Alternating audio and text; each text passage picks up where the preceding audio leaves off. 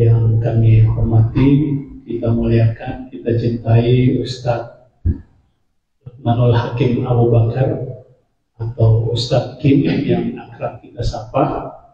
Terima kasih Ustadz atas kesediaannya untuk bisa kembali hadir membersamai dan akan sharing di majelis taklim Masjid Agung Baitur Rahmah Kabupaten Walemo. Ini adalah dalam kepengurusan takmirul masjid yang sekarang yang kita bersamai, kami pimpin bersama. Ini adalah yang kedua kalinya majelis taklim kita laksanakan. Dan majelis taklim kali ini Ustaz, temanya, prinsipnya kami dari jamaah Sami'na wa Ata'na Ustaz, apa yang terbaik yang bisa disampaikan. Mudah-mudahan nanti tapi ada mungkin unsur-unsur sirahnya, kisah-kisah Nabi, para sahabat yang mungkin bisa menggugah, dan materi-materi lainnya nanti pada saat-saat tertentu materinya bisa tematik. Kalau jamaahnya menginginkan materi apa, itu kita sampaikan. Tapi untuk kali ini kami serahkan kepada Ustadz. Tapi untuk tanya jawabnya nanti kita tetap membuka tanya jawab secara umum ya, apa saja boleh ditanyakan untuk kaidah-kaidah ibadah dan fikihnya, insyaallah ya. Baik, sekali lagi kita mulai majelis taklim kali ini. Kami mengucapkan rasa syukur, kita sama-sama bersyukur kehadirat Allah Subhanahu wa taala. Kita bersalawat kepada Rasulullah, dan malam hari ini kami mengajak Bapak Ibu semua untuk kita benar-benar khusyuk. Artinya khusyuk itu kita hadir di tempat ini dan benar-benar fokus menghadirkan diri kita dalam majelis taklim ini, sehingga insya Allah Allah dan para malaikatnya menyaksikan kita pada malam hari ini, benar-benar mengizinkan kita pulang dari tempat ini membawa hikmah dan ilmu-ilmu pengetahuan agama yang nanti akan diseringkan oleh Ustaz. Semuanya kita berdoa bersama, Rabbi zidna ilman warzuqna fahman birahmatika ya arhamar rahimin. Kita berdoa bersama, mudah-mudahan majelis taklim ini benar-benar menjadi majelis yang memberikan kita banyak ilmu dan kebaikan yang tidak saja nanti kita dengarkan, tapi insya Allah kita bisa praktekkan dalam kehidupan keseharian kita. Untuk tidak berlama-lama, kami langsung mempersilakan kepada Ustadz Luqmanul Hakim Abu Bakar untuk memberikan materinya.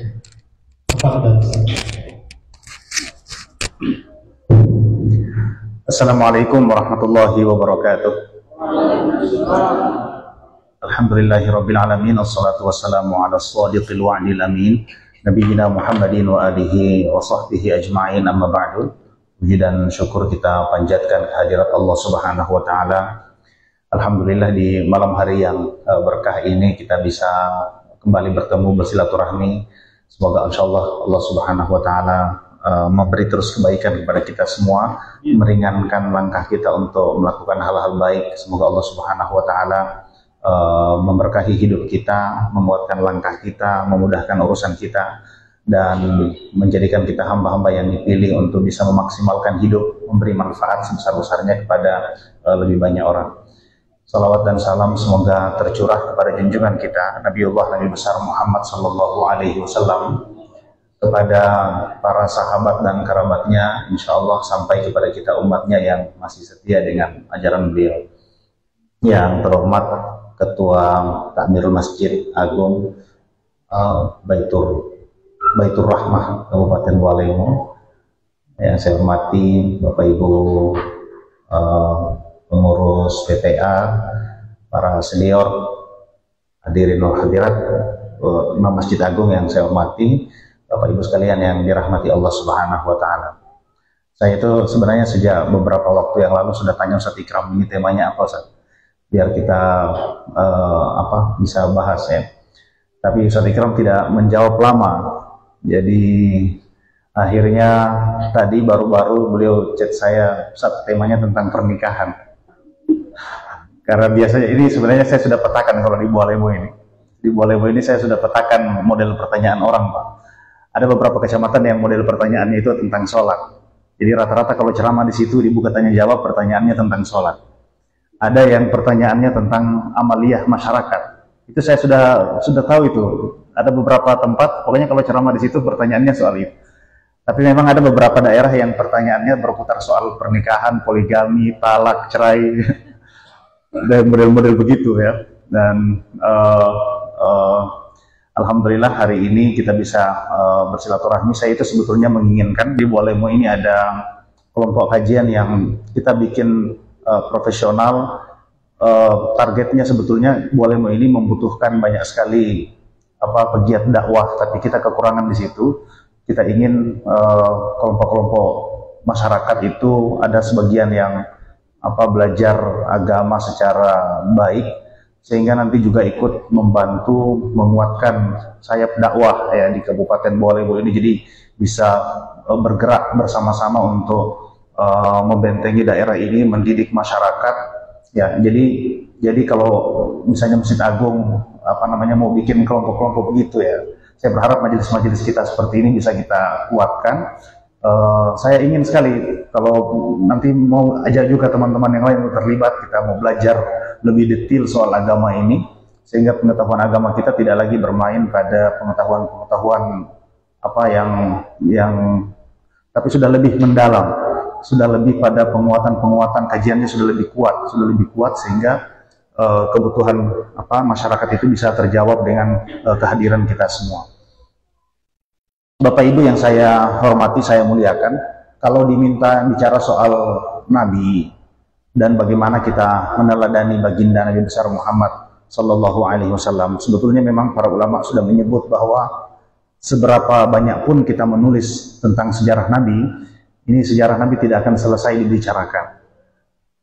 1400 tahun yang lalu ya, sudah 14 abad yang lalu ketika beliau lahir 571. Sekarang kita sudah 2025, berarti kurang lebih ada 1440-an tahun yang lalu sosok yang menginspirasi ini lahir.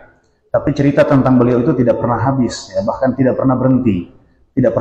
Kita disuruh untuk mengulang cerita-cerita itu, tetapi cerita-cerita itu sendiri setiap kali diceritakan selalu ada hal-hal baru yang bisa kita ambil pelajaran. Ini Masya Allah, manusia luar biasa. Orang itu Bapak Ibu kalau semakin banyak disebut orang, maka orang itu jadi mulia. Kalau kita sering memuji Pak Bupati misalnya, Bupati itu bertambah mulianya. Karena kalau ada majelis-majelis memuji dia, bertambah kemuliaannya. Kalau kita sering sebut Pak Ustadz Ikram misalnya, di majelis kita, Ustadz Ikram bertambah kemuliaannya. Siapapun manusia, kalau dia sering disebut, maka bertambah kemuliaannya. Tapi berbeda dengan Nabi. Nabi itu sudah sampai pada limitnya, sehingga kita sebut dia tidak bertambah kemuliaannya. Yang bertambah adalah kemuliaan kita yang menyebutnya. Orang itu ketika diceritakan kisah hidupnya, maka dia semakin mulia. Tapi kalau Nabi, kita menceritakan kisah hidupnya, tidak bertambah mulianya. Yang bertambah justru kemuliaan orang-orang yang bercerita tentang beliau. Ya, Masya Allah, Nabi kita Muhammad Sallallahu Alaihi Wasallam. Tapi kebesaran yang luar biasa itu, sebetulnya pada saat itu juga dibangun dengan cara yang biasa, ya. Tetapi hasilnya melampaui apa yang bisa dicapai oleh manusia. Kita mengenal banyak sekali pemimpin besar dunia ini yang memberi inspirasi, yang memberi keteladanan, kemudian yang merubah peradaban. Itu banyak sekali pemimpin dunia. Tapi sosok yang sama seperti Rasulullah ya, atau memiliki kesempurnaan dengan model seperti Nabi itu memang tidak ada. Satu-satunya itu. Bapak Ibu yang saya muliakan. Jadi Nabi itu kita ceritakan, itu sebetulnya muara besarnya adalah supaya kita bisa mengamalkan sunnahnya menjadi lebih mudah. Ya, jadi kan tahapan pengamalan sunnah itu kan dimulai dari mengenali Nabi. Setelah itu nanti setelah kenal baru mencintai, ya kan? Setelah mencintai maka kita akan mudah mengamalkan sunnah. Jadi tahapannya memang seperti itu. Orang kalau kita suruh dia mengamalkan sunnah, tapi dia tidak kenal Nabi, itu akan berat. Kenapa? Karena tidak ada kedekatan, tidak ada cinta. Dia tidak mengenal siapa yang dia ikuti. Ya. Makanya memang sirah Nabawiyah itu mesti dicerita. Kalau kita mau suruh orang mengamalkan sunnah, tidak dimulai dengan membangkitkan kecintaannya, itu susah. Orang kalau kita ketemu orang di jalan, Pak, dia suruh apa-apa gitu, dia coba suruh ini, suruh itu, ya. Itu kita tidak sama melakukan apa yang disuruh itu dengan kalau kita disuruh oleh orang yang kita cintai. Kalau disuruh oleh orang yang kita cintai itu lebih cepat, lebih ringan. Ya, misalnya di mama ada suruh beli kue, itu tidak sama dengan orang ketemu di jalan suruh kita beli kue. Kita akan lebih cepat. Kenapa? Karena dasarnya adalah cinta. Maka memang pengamalan sunnah itu mesti dibangun dari cinta, dan cinta itu mesti dimulai dari pengenalan yang menyeluruh terhadap baginda Nabi besar Muhammad Sallallahu Alaihi Wasallam. Itulah kenapa Maulid Nabi itu sebetulnya itu bagian pentingnya, ya, mengenalkan Nabi pada generasi, mengenalkan Nabi pada anak-anak kita, supaya nanti pengamalan sunnahnya menjadi lebih ringan. Yang kedua, Bapak Ibu, keuntungannya, kenapa kita perlu mengenal Nabi itu, belajar dari sirah Nabawiyah. Keuntungan yang kedua adalah karena ada jaminan dari Allah Subhanahu Wa Taala bahwa kalau kita mengikuti sunnah, ya, mencintai Nabi dan mengikuti sunnah, ada dua jaminan Allah. Qul in kuntum tuhibbunallaha fattabi'uni yuhibbukumullah wa yaghfir lakum dzunubakum. Katakanlah jika kalian mencintai Allah, maka ikutilah Nabi. Cintai Nabi, kenali Nabi, ikuti Nabi. Keuntungannya apa? Dua kata Allah, yuhibbukumullah wa yaghfir lakum dzunubakum. Kita akan dicintai oleh Allah dan akan diampuni dosa. Ini dua hal besar, Pak. Ayatnya sering kita baca, kelihatannya sederhana. Janji Allah yang dua ini, balasan bagi orang yang mengikuti sunnah, balasan bagi orang yang mencintai Nabi itu dua. Dicintai Allah dan diampuni dosa. Itu besar atau kecil, Pak? Diampuni dosa itu besar atau kecil? Besar. Dicintai Allah besar atau kecil? Ibu bapak, kenapa kita urus anak-anak kita ke sekolah? Kita urus anak kita yang kecil misalnya ke sekolah, kita bangunkan dia tidur pagi, kita kasih mandi dia, kita urus pakaiannya, kita setrika bajunya, kita antar dia ke sekolah, kita bayarkan uang sekolahnya, kita jemput dia, kita pastikan makannya bagus, kita pastikan istirahatnya bagus. Kenapa kita lakukan itu ke anak-anak kita? Karena kita mencintainya. Suami kita, suami ibu urus bajunya, ibu perhatikan makannya, ibu jaga tidurnya supaya lelap, ibu cek kesehatannya, ibu cek kabarnya, ibu tanya di mana keberadaannya, ibu layani semua kebutuhannya. Kenapa itu?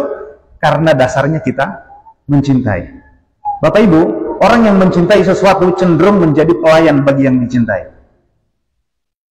Orang yang mencintai sesuatu itu menjadi pelayan bagi yang dicintai. Kita kalau cinta sama seseorang, maka kita akan melayani dia. Kita cinta kepada anak kita, kadang-kadang bikin jengkel anak ini, tapi kita mesti melayani dia karena dasarnya cinta. Kita merawat keluarga kita, merawat suami kita, rawat istri kita, kita jaga keluarga. Kenapa dasarnya? Cinta. Kita korbankan semuanya, mau capek kita korbankan untuk apa? Untuk orang yang dicintai. Dasarnya kalau orang mencintai sesuatu atau mencintai seseorang, maka dia akan cenderung menjadi pelayan, menjadi budak bagi yang dia cintai. Maka ketika Allah Subhanahu wa Ta'ala mengatakan, kalian ikuti Nabi, yuhibbukumullah, Allah akan cinta kepada kalian. Itu luar biasa. Artinya Allah akan melayani hajat kita. Manusia saja ketika dia mencintai sesuatu, dia akan menjadi pelayan. Apalagi kalau Allah mencintai kita, maka urusan kita Allah yang urus, masalah kita Allah yang urus, pekerjaan kita Allah yang bantu selesaikan, hutang kita Allah yang lunasi, hubungan sosial kita Allah yang perbaiki. Allah menjadi pelayannya karena Allah mencintai. Jadi makanya dalam hadis Nabi, kalau Allah mencintai seorang hamba, maka dia akan bergerak tangannya itu dengan tangan Allah, ya, penglihatannya dengan penglihatan Allah. Kuntu sam'ahu alladhi yasma'u bihi, wa basarahu alladhi yubsiru bihi, wa idihi alladhi yubtishu bihi. Kata Allah dalam hadis qudsi, kalau Allah mencintai seorang hamba, maka Allah menjadi telinga yang dia pakai untuk mendengar, Allah menjadi mata yang dia pakai untuk melihat, Allah menjadi tangan yang dia pakai untuk menyentuh, melakukan apa-apa, semuanya di dalam bimbingan Allah Subhanahu wa Ta'ala. Maka ketika Allah mencintai seorang hamba, itu karunia besar, Pak. Karunia besar itu. Semua hajat kita, semua urusan kita, Allah yang menjamin, Allah pelayannya, ya, karena dasarnya memang Allah mencintai. Yang kedua tadi, wa yaghfir lakum dunubakum, dan Allah Subhanahu wa taala akan mengampuni dosa kita. Nah, itulah kenapa Bapak Ibu, sebetulnya kurikulum Sirah Nabawiyah itu menjadi salah satu kurikulum pentingnya di dalam pendidikan yang memang mesti kita ajarkan. Setiap rumah itu mesti mengajarkan Sirah Nabawiyah kepada keluarga. Ya, setiap kita ini mesti punya buku tentang sejarah Nabi, Pak. Nanti kita bicara mungkin sebentar, kira-kira buku apa yang mesti dibeli, ya, direkomendasikan untuk kita belajar sejarah Nabi. Ini buku sejarah Nabi tidak habis, banyak sekali, Pak. Buku mana kira-kira yang bisa kita pakai jadi bacaan sehari-hari? Kita mesti mengenali Nabi lebih dekat. Karena memang Nabi itu diperintahkan untuk diteladani, diikuti. Laqad kana lakum fi Rasulillahi uswatun hasanah liman kana yarjullaha wal yawmal akhir wa dzakarallaha katsiran. Memang Rasulullah itu disiapkan atau diutus untuk menjadi uswah hasanah, menjadi teladan bagi kita semua. Maka karena dia diperintahkan untuk menjadi teladan, maka kita mesti mengenali beliau dengan sebaik-baiknya. Bapak Ibu hadirin yang dirahmati Allah, saya hari ini pengantar saja, tapi saya mau sebelum lanjut ya, saya mau kita kasih perbandingan ya antara bagaimana Nabi memimpin peradaban itu dengan para pemimpin dunia lainnya memimpin atau menjadi pemimpin peradaban. Seperti tadi saya bilang di awal, sebetulnya di dalam sejarah umat manusia ini kita mengenal banyak orang, Pak, yang memimpin banyak orang, ya, yang menggerakkan peradaban, yang merubah model manusia, ya, ada banyak. Tapi ada yang tidak dimiliki oleh sosok lain selain Nabi. Ada di dalam sejarah Islam itu ada yang para ulama menyebut Nabi itu memiliki al-azmah al-kashifah. Apa? Al-azmah al-kashifah. Ulang dulu. Nabi memiliki al-azmah al-kashifah. Apa itu al-azmah al-kashifah? Al-azmah itu artinya kebesaran. Oke. Sedangkan al-kashifah artinya menyinari. Perbedaan Nabi dengan pemimpin yang lain adalah beliau memiliki kebesaran diri, tetapi kebesaran diri dan kewibawaan beliau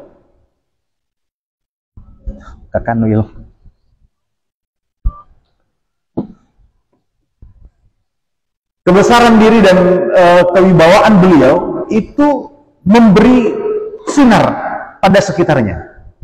Bapak Ibu,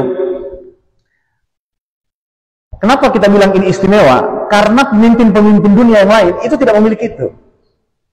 Coba lihat. Kalau ada satu orang besar di satu komunitas, maka kebesaran dia itu akan menutupi kebesaran yang lain.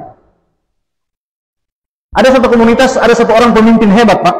Maka pemimpin hebat itu akan menyebabkan pemimpin atau anak buahnya yang hebat-hebat lain itu akan tertutupi oleh kebesarannya. Coba, di dalam sejarah misalnya kita kenal ada pemimpin dunia misalnya Napoleon Bonaparte, ya, atau Roosevelt, atau siapa lagi, Julius Caesar, ya, atau Alexander the Great, atau siapalah tokoh dunia besar yang memimpin peradaban. Tapi coba tanya, siapa orang-orang di sekitarnya? Ada enggak yang tahu? Siapa yang di sekitar Julius Caesar? Siapa? Tentu dia memimpin peradaban itu tidak sendiri, Pak. Itu kerja besar kelompok, itu kerja banyak orang, ya kan? Tapi orang lagi mengenal Julius Caesar dan melupakan orang-orang di sekitarnya. Tidak muncul itu kewibawaannya, kebesarannya menutupi orang-orang di sekitar. Itu disebut di dalam Sirah Nabawiyah dengan al-azmah al-kashifah, pakai sin. Tadi kalau yang tadi Nabi al-azmah al-kashifah, pakai shin. Kalau ini al-azmah al-kashifah, kebesaran yang itu menutupi yang lain. Ya. Makanya para pemimpin besar dunia itu ketika mereka muncul ke permukaan, semua orang-orang di sekitar kita tidak terlihat. Tidak terlihat, Pak. Tidak ada, kita tidak mengenal siapa yang ada di sampingnya siapa. Firaun misalnya, ya. Firaun itu kalau Allah tidak menyebut Haman di Quran, kita tidak kenal siapa Haman itu. Karena orang kenal Firaun besar, sangat hebat, tapi orang-orang di sekitarnya tidak ada yang kenal. Ya. Tapi kalau Nabi, Pak, Nabi, kebesaran beliau itu justru memunculkan kebesaran-kebesaran orang di sekitarnya. Kita tidak akan kenal Abu Bakar kalau dia tidak dekat Nabi. Kita tidak akan kenal Umar kalau Umar itu tidak jadi sahabat Nabi. Kita tidak akan kenal budak seperti Bilal. Siapa yang akan mengingat budak seperti Bilal bin Rabah, ya? Atau sahabat-sahabat kecil yang lain, Abdullah bin Mas'ud, Abu Hurairah, orang-orang miskin yang dari kasta rendah pada masyarakat di zaman itu. Kita tidak akan mengenal mereka kalau mereka tidak berada di sekeliling Nabi. Jadi bedanya Nabi dengan yang lain, Nabi itu kebesaran dia itu menyinari sekitarnya, yang lain juga muncul. Tapi kalau pemimpin dunia yang lain, begitu dia hebat, maka yang lain menjadi kerdil di sekitarnya. Tidak muncul, Pak.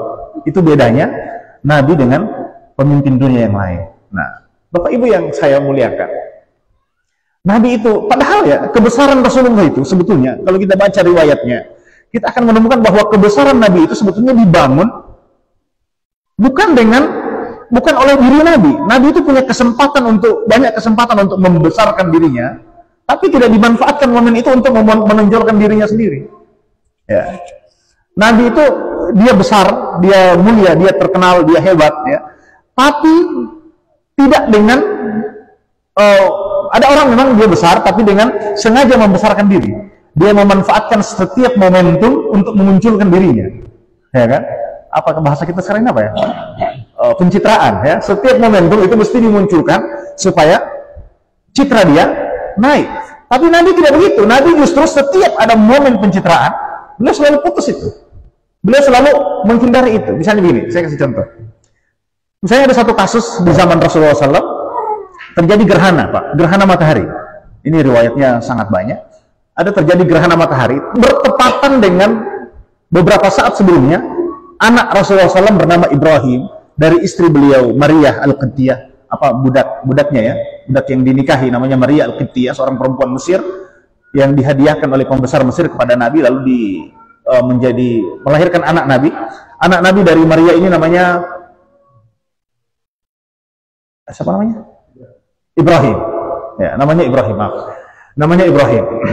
Jadi Ibrahim ini meninggal dunia, dan semua anak laki-laki Rasulullah itu meninggal dunia di masa kecil. Nanti ada hikmahnya. Kenapa semua anak Nabi laki-laki selalu meninggal di masa kecil? Nabi selalu tidak ada anak yang tumbuh besar dan berketurunan kecuali dari anak perempuan.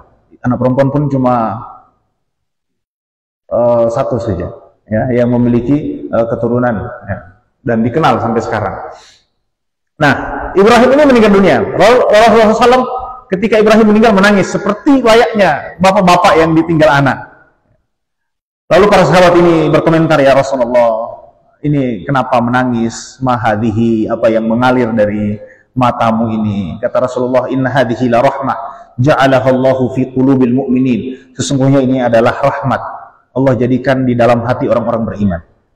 Al-ainu tadma' wal qalbu yahzan wa la naqulu illa ma yurdi rabbuna.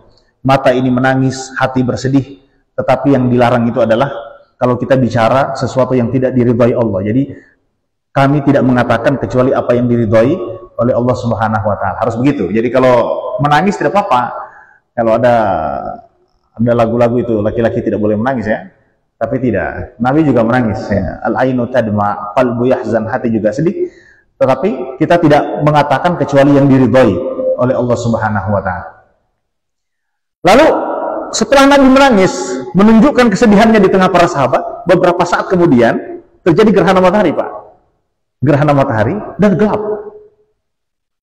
Semua orang tidak terkecuali bercerita bahwa gerhana matahari ini terjadi karena kesedihan Rasulullah meninggal dunia Ibrahim. Ini momen, Pak, ya kan? Momen, ya. Ada momen ketika terjadi gerhana pada saat putra Rasulullah meninggal dunia. Ketika dia bersedih, alam pun seolah-olah bersedih dengan kematian Ibrahim. Dan semua orang, tidak ada satupun kecuali bercerita bahwa gerhana ini terjadi akibat wafatnya Ibrahim, putra Rasulullah SAW. Bapak Ibu, kalau kita yang mengalami kondisi seperti itu, kita akan memanfaatkan momen itu untuk membesarkan diri, ya kan? Oh iya, yuk ame, rupanya kesedihan saya ini dirasakan oleh alam semesta. Ini bukan saya yang bicara, ini yang bicara semua orang di Madinah, semua orang bicara itu. Jadi apa namanya? Cerita itu bukan dimulai oleh Nabi, tapi dimulai semua orang berbicara, Pak. Rasulullah sebetulnya bisa memanfaatkan momen itu untuk membesarkan dirinya. Ya, minimal dia tidak usah bicara. Orang bilang, ya Rasulullah, ini gerhana terjadi karena kesedihan. Ya minimal Rasulullah tidak usah bicara, mengangguk-angguk aja. Mengangguk-angguk saja, itu sudah momen pencitraan, ya kan? Sudah momen bagaimana dia menunjukkan bahwa alam semesta ini bergerak bersama dengan suasana hatinya. Ya kan? Tapi Rasulullah yang dia lakukan tidak memanfaatkan momen itu. Nabi justru naik ke atas mimbar, kemudian berpidato dalam khutbah yang terkenal. Sesungguhnya gerhana itu terjadi karena kuasa Allah Subhanahu wa Ta'ala. Itu adalah fenomena alam biasa karena kuasa Allah, tidak ada hubungan dengan kematian atau kelahiran siapapun. Jadi Nabi bukan cuma tidak mengangguk, Pak, tapi berdiri untuk membantah. Ya. Kalau di kita, wah ini luar biasa, ini momen besar. Dan banyak sebetulnya kejadian seperti itu. Kejadian seperti itu misalnya Rasulullah itu ketika beliau bersama para sahabat, duduk bersama para sahabat, orang tidak bisa membedakan yang mana Nabi dan mana sahabat. Karena semua orang dikasih kesempatan berbicara yang sama. Semua orang pakai pakaian yang tidak menonjol. Tidak ada pakaian satu orang yang menonjol dari yang lain. Tidak ada tempat duduk yang menonjol dari yang lain. Semua orang berbicara, semua orang menyampaikan pendapatnya, semua orang berkomunikasi sama dan setara. Sehingga ketika ada cerita ada orang Badui datang, ya, ada orang Badui datang di majelis Rasulullah, dia ingin ketemu dengan Nabi. Lalu dia lihat di majelis itu banyak para sahabat duduk bersama Rasulullah SAW. Dia duduk di situ dan menunggu yang mana yang Muhammad ini, karena dia tidak tahu yang mana Muhammad, Pak. Dia mau lihat siapa yang mendominasi tempat itu, itulah Muhammad itu. Karena dia adalah pemimpin mereka, ya kan? Siapa yang mendominasi tempat itu, itulah Muhammad. Dia sambil duduk, dia cari-cari ini yang mana Muhammad. Karena sudah lama tidak ada juga dia dapat yang mana Muhammad, sampai dia berdiri dan mengatakan dalam riwayat, ayyukum Muhammad? Siapa di antara kalian yang Muhammad? Saya mau bicara. Karena tidak jelas, Pak. Kalau di kita kan pemimpin satu kaum itu langsung kelihatan ketika di majelis. Dia mendominasi semuanya, dia berdiri di posisi yang istimewa daripada yang lain. Tapi kalau di majelis Rasulullah semuanya sama. Sampai Badui itu mesti lama nunggu dan bertanya, ayyukum Muhammad? Mana Muhammad? Yang mana Muhammad di sini? Sama semua ini. Pemimpin besar tapi dengan kesederhanaan. Tidak ada momen untuk membesarkan diri secara khusus. Tidak ada. Bahkan beliau menghindari tempat-tempat atau momen-momen seperti itu. Ada orang misalnya dari satu kabilah ini sedang berselisih dengan kaum muslimin. Lalu mereka mengirim utusannya untuk bernegosiasi dengan Nabi. Ya, Nabi SAW mengundang dia untuk datang di depan Rasulullah. Begitu dia duduk di depan Nabi, kewibawaan Rasulullah, ya, kemudian mungkin kemuliaan Nabi dan kewibawaannya membuat orang ini terintimidasi ketika duduk. Dia takut, dia gemetar ketika duduk di depan Nabi. Mungkin karena Rasulullah SAW berwibawa, tenang, dan orang ini sedang membawa aspirasi dari kelompoknya ya untuk dinegosiasikan dengan Nabi. Bapak Ibu, dalam kondisi seperti ini, ketika ada orang mau bawa kepentingannya untuk dia negosiasikan dengan kepentingan kita, dan duduk di depan kita dalam keadaan gemetar, ceritanya dia gemetar, ini ketakutan ya, kita akan memanfaatkan momen itu untuk mengintimidasi. Minimal kita akan meloloskan keinginan-keinginan kita dan menekan keinginan dia, ya kan? Dia so pucat begitu, so gemetar begitu. Ya, tapi Rasulullah apa yang dilakukan oleh Nabi? Beliau mengatakan, "Hawwin 'alaika innama ana ibnu Quraisy," kata Rasulullah. Biasa aja, santai aja bos. Ya, kira-kira begitu. "Hawwin 'alaika," biasa saja. "Innama ana ibnu Quraisy," saya ini adalah anak Quraisy, anak manusia, anak kabilah Arab yang makan daging kering seperti kalian, biasa aja. Ya, dia sampaikan keinginanmu dan ringankan hatimu. Saya ini sama seperti kamu, anak Quraisy yang biasa. Ya, ini momentum sebetulnya Bapak Ibu. Jadi kita belajar dari Nabi itu tentang kesederhanaan. Ya, kesederhanaan. Bagaimana kebesaran dia. Beliau itu tidak membesarkan pribadi, tapi membesarkan kelompok. Dan orang-orang di sekitar dia tumbuh menjadi para pemimpin dunia. Orang-orang di sekitar dia diberi kepercayaan untuk melakukan hal-hal besar. Orang-orang di sekitar dia justru menjadi penguat dakwahnya, dan orang-orang di sekitar dia justru berikutnya menjadi pemimpin-pemimpin baru yang juga diteladani di dalam sejarah peradaban umat manusia. Bapak Ibu yang saya hormati, saya muliakan. Jadi nanti setelah pulang dari sini, memang kita mesti punya buku sejarah Nabi di rumah ya. Cari yang nyaman dibaca, yang banyak dinukil oleh para ulama. Sebetulnya ada beberapa kitab-kitab besar ya dalam sejarah yang sudah diterjemahkan dan itu banyak menjadi referensi ya, kita bisa baca itu. Kalau Bapak Ibu mau baca buku sejarah yang paling terkenal itu Sirah Nabawiyah Ibnu Hisham. Ini sudah diterjemah, tapi ini agak berat dan agak detail. Boleh dibaca itu, atau mau beli yang agak kontemporer dan banyak dipakai orang, itu yang judulnya Ar-Rahiqul Makhtum. Ar-Rahiqul Makhtum ini adalah tulisan seorang ulama India, Sofiyur Rahman Al-Mubarakfuri ya, yang menjadi pemenang juara lomba Sirah Nabawiyah di Saudi. Tahun berapa itu? Sekitar tahun 90-an kayaknya. Dia jadi juara, atau awal 2000-an ya, akhir 90-an. Itu menjadi juara penulisan sejarah internasional di Saudi Arabia, dan sekarang sudah banyak sekali dicetak di Indonesia, diterjemahkan di banyak bahasa. Atau mau cerita tentang sifat Nabi, sifat fisiknya, kesehariannya, Bapak Ibu bisa baca Syama'il Muhammadiyah. Ya, ini juga buku sangat terkenal. Sudah banyak terjemahannya. Ada buku Fiqhus Sirah punya Imam Syekh Muhammad Ghazali. Ini salah satu buku sirah yang sangat luar biasa. Sudah ada terjemahannya, tidak tebalnya seperti Quran aja itu.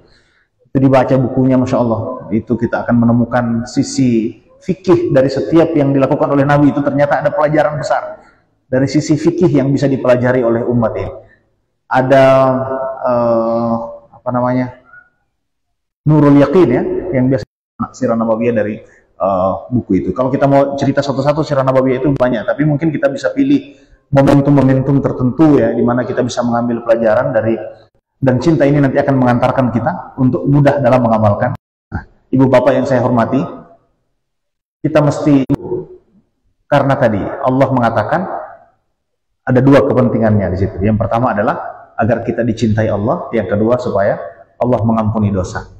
Dan yang berikut sebetulnya Bapak Ibu, nanti pada hari kiamat itu satu-satunya cinta yang bisa menyelamatkan, atau mungkin tidak ada yang lain, tapi tidak banyak. Lalu datang seorang badui, khutbah Jumat ini, ada badui datang lalu dia bilang begini, Muhammad, lagi khutbah Pak, ini badui ini orang Arab, satu orang Arab badui gunung, Nabi lagi khutbah Pak. Ini dalil adab juga, kurang adab sedikit ya. Nabi sedang khutbah, Nabi tidak menggubris, jadi beliau lanjutkan khutbahnya karena lagi khutbah Jumat Pak.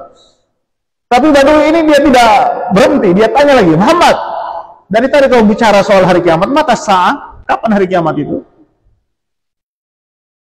Nabi tetap tidak cuek, Nabi cuek. Jadi ditanya lagi, mata sa'ah, kapan hari kiamat? Rasulullah bilang dalam hati, kalau orang ini tidak dijawab, ya, tidak direspon, ini ribut nanti, Jumat ini tidak mau jadi. Dan para sahabat itu semua suka sekode sama itu badui. Badiam gitu. Suka sekode sama dia, badiam. Ya, jangan beribut. Lagi khutbah ini, semua sahabat itu marah, memberi isyarat kepada badui ini supaya diam. Tapi dia tetap mata sah, kapan hari kiamat? Rasulullah mengatakan ini sudahlah, kalau begitu mesti direspon, kalau tidak dia mau tanya terus, tidak mau jadi khutbah. Akhirnya Rasulullah tanya balik, wa madza a'dadta laha? Ente ini tanya kiamat, ente so siap apa? Apa yang engkau siapkan untuk hari kiamat itu?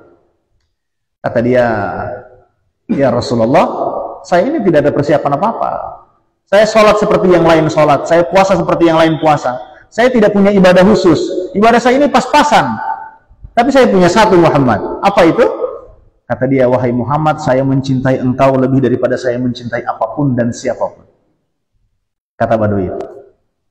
Rasulullah kemudian merespon itu dan mengatakan, anta ma'aman ahbabta. Engkau akan bersama dengan siapa yang engkau cintai.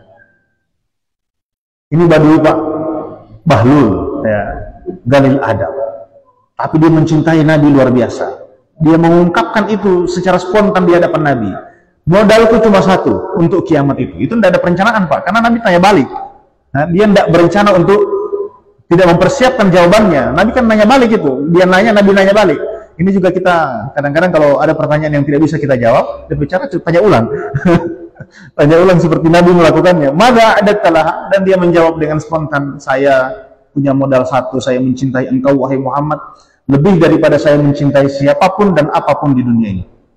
Nah, Nabi menjawab, anta ma'aman ahbabta, engkau akan bersama dengan siapa yang engkau cintai. Badui ini diam, dia duduk, dia senang, Rasulullah melanjutkan khutbah setelah selesai sholat Jumat, para sahabat itu berebut untuk mencium tangannya Badui. Ya, tadinya mereka kesal dengan Badui ini, tapi setelah Nabi mengatakan anta ma'aman ahbabta, para sahabat itu mencium tangannya, ya, mencium Badui ini karena memuliakannya, sebab nanti ada jaminan dari Nabi bahwa dia akan dibangkitkan dengan Rasulullah SAW pada hari kiamat.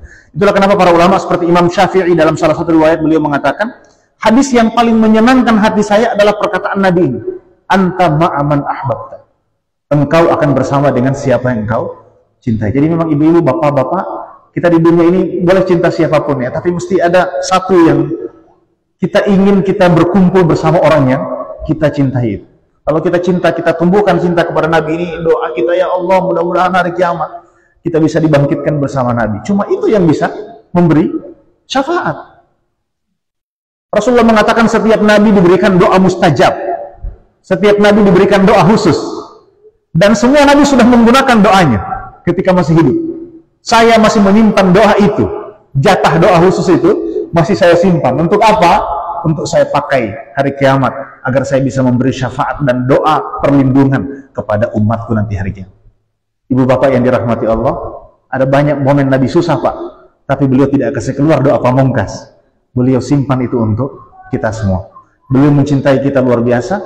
Dalam Al-Quran disebut, laqad ja'akum rasulun min anfusikum azizun alaihi ma anittum harisun alaikum bil mu'minina raufur rahim. Ibu bapak, itu lihat ayat itu, bil mu'minina raufur rahim. Nabi itu, coba kita terjemah semua aja, laqad ja'akum rasulun, telah datang untuk kalian seorang rasul, min anfusikum, dari jenis kalian sendiri, harisun azizun alaihi ma anittum, menyakiti dirinya semua yang menyusahkan kalian.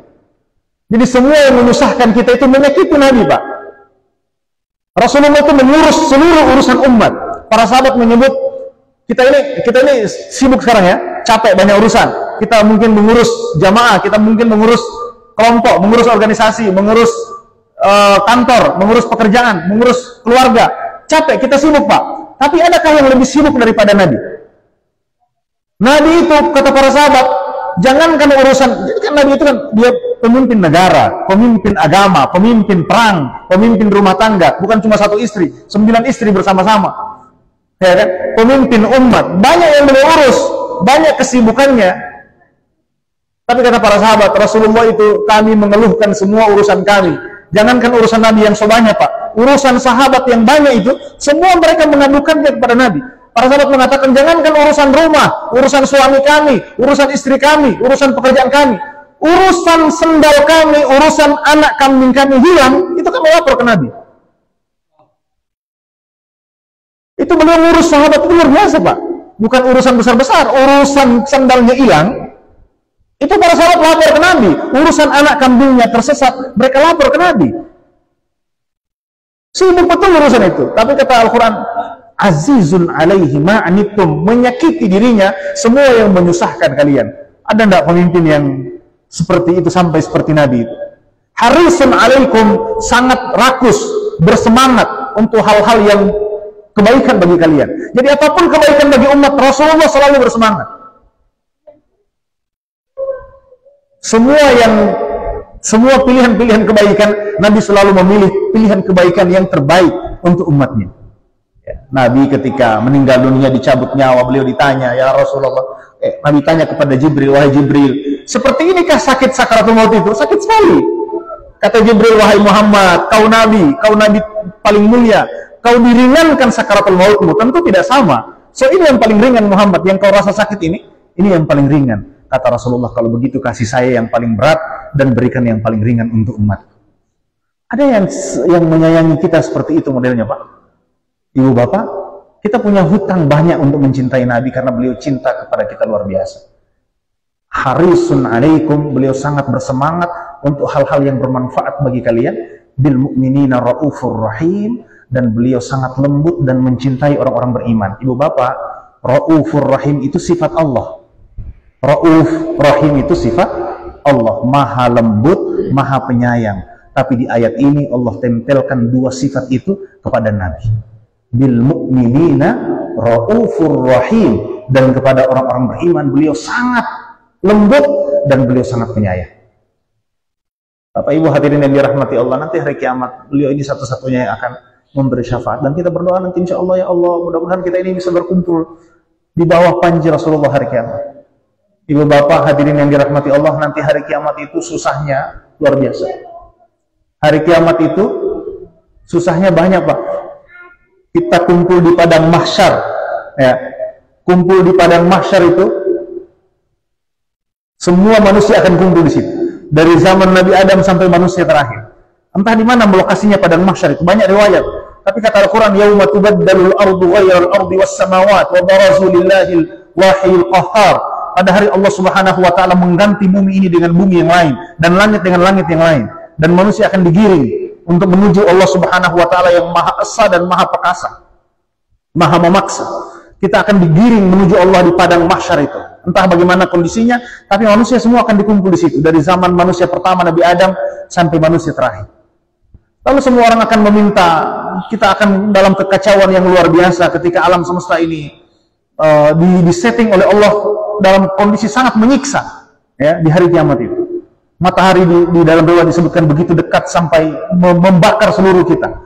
Kemudian kondisi alam semesta yang tidak bersahabat, langit dihancurkan, bumi dihancurkan, semuanya hancur Bapak Ibu, dan tidak ada tempat untuk kita bersembunyi dan meminta pertolongan hari kiamat itu. Lalu Bapak Ibu, setiap kita akan datang mencari perlindungan. Siapa kira-kira yang terang boleh Bapak pegang akan? Ya kan? Hari kiamat. Semua begitu Pak. Di padang mahsyar itu kita, dalam riwayat kita akan datang pada Nabi Adam. Lalu mengatakan kepada beliau, wahai Adam, engkau kakek kami, orang tua kami, dari engkau kami lahir. Engkau adalah nenek moyang kami. Engkau dulu diciptakan di surga. Mintalah kepada Allah supaya Allah ringankan azab hari kiamat ini.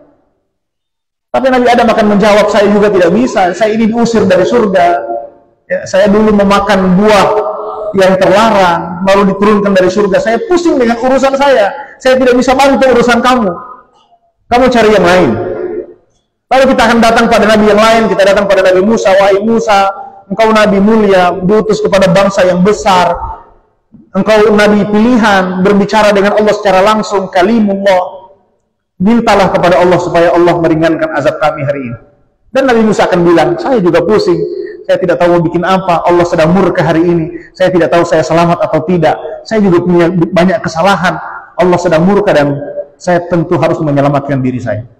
Lalu berturut-turut kita akan datang kepada nabi-nabi yang lain dan semuanya akan menjawab sama Bapak Ibu. Pada akhirnya semua dalam riwayat kita akan datang kepada Nabi satu-satunya yang hari itu akan bisa mendoakan umatnya. Kita akan datang kepada Rasulullah lalu mengatakan, ya Rasulullah, kami adalah umatmu. Ibu bapak, disitulah kemudian momen itulah Rasulullah akan menggunakan doa mustajabnya. Beliau akan bersujud dalam sujud yang panjang meminta kepada Allah keselamatan umatnya dan tidak mengangkat kepala sebelum Allah menjamin keselamatan bagi orang-orang beriman. Ibu bapak yang dirahmati Allah Subhanahu wa taala, maka Rasulullah setelah diizinkan Allah memberi syafaat, beliau akan angkat kepalanya lalu memilih di antara umatnya.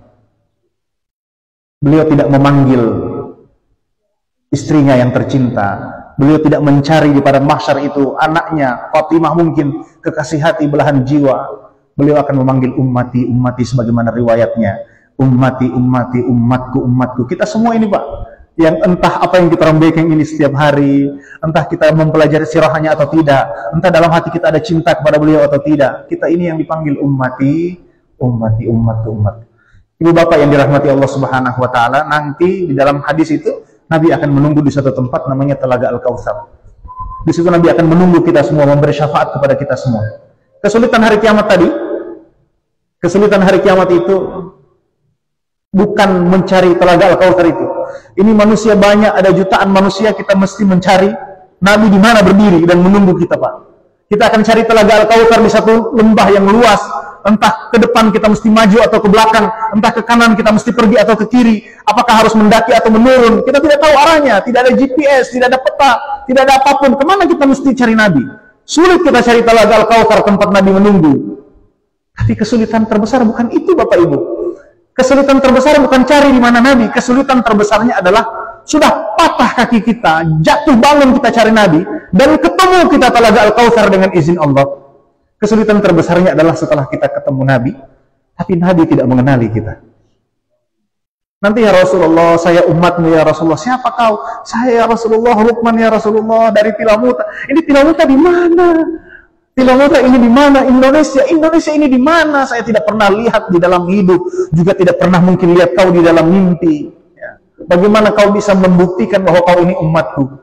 Bapak Ibu yang dirahmati Allah, maka kita akan menyebut ya Rasulullah dalam satu malam di malam-malam kami, ketika kami masih banyak urusan dan sibuk dengan urusan kami menyempatkan sedikit waktu bicara tentang Engkau ya Rasulullah. Bangkitkan cinta kepada Engkau ya Rasulullah. Ada satu waktu ketika kami mengenang Engkau dan membaca salawat ya Rasulullah.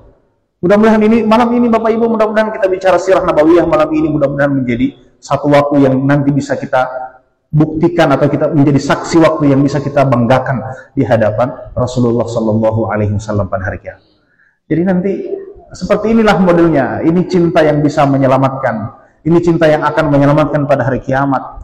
Kita punya hutang itu. Kita mencintai Nabi karena Nabi mencintai kita luar biasa. Dan kita mencintai Rasulullah karena ini adalah satu-satunya cinta yang bisa menyelamatkan kita di hadapan Allah Subhanahu wa Ta'ala. Ibu bapak yang dirahmati Allah, maka bagaimana membangkitkan cinta itu? Tentu mengenal lebih dekat. Mengenal lebih dekat, ini pentingnya kenapa belajar sirah nabawiyah. Ini pentingnya kenapa kita mesti memiliki buku sirah nabawiyah. Baca sirah nabawiyah, jadikan sebagai salah satu materi yang mesti kita pelajari dalam hidup untuk membangkitkan kecintaan kepada Nabi. Nanti dari kecintaan ini akan lahir keinginan kuat untuk mengamalkan sunnah, mengamalkan perintah ringan dalam mengamalkan agama. Itu dibangkitkan lewat pengenalan dan kecintaan kepada baginda Nabi besar Muhammad Sallallahu Alaihi Wasallam. Allahumma sholli wa sallim wa barik alaihi. Bapak Ibu hadirin yang dirahmati Allah, saya kira ini saja beberapa hal yang dapat saya sampaikan, mungkin terlalu panjang pada kesempatan malam hari ini. Terima kasih. Hadanallahu wa iyyakum ajma'in, wallahul musta'an. Assalamualaikum warahmatullahi wabarakatuh.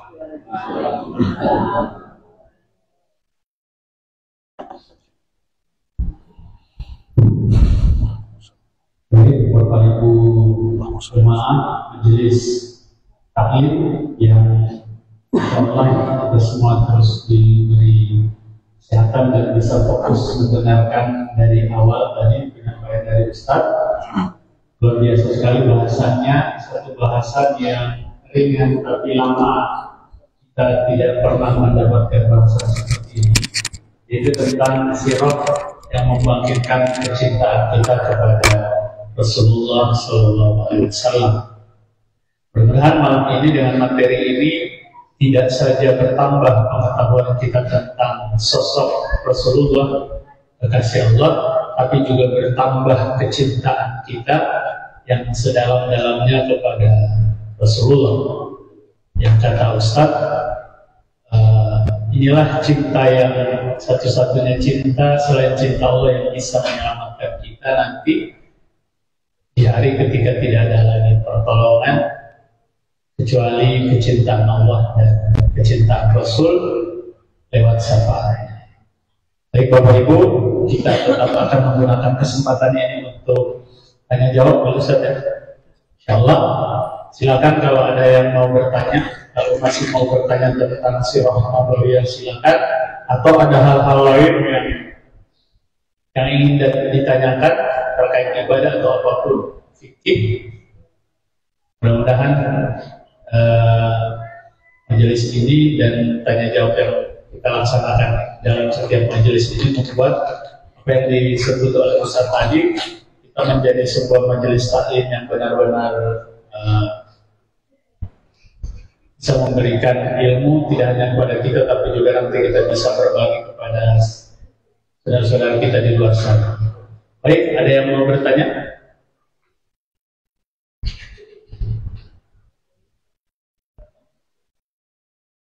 Mari, Pak.